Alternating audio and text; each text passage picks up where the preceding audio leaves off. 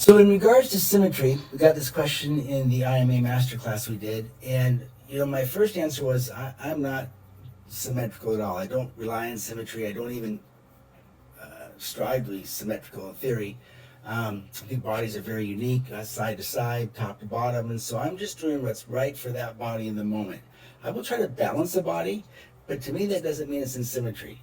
I think to balance my left shoulder with my right shoulder, it's a very different set of skills and techniques you have to do.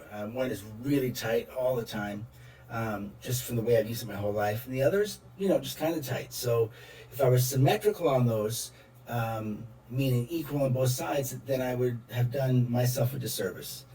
But I was thinking in my massage today that I will definitely go to a symmetry philosophy. Like today, I'm working on my client's thigh face up, and it's only a 90-minute massage. He's a pretty thick guy, and I'm realizing I am not going to get done what I want to get done. There's just no way. I've been spent a lot of time working, and so I don't want to end up 3/4 of the way through my planned massage.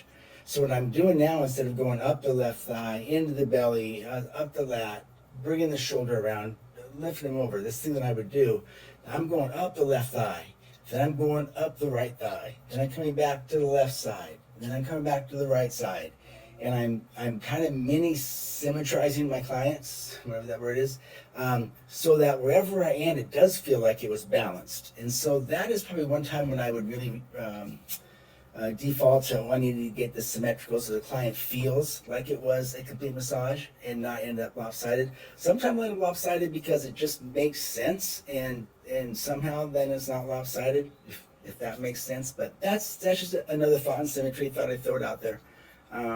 That's it.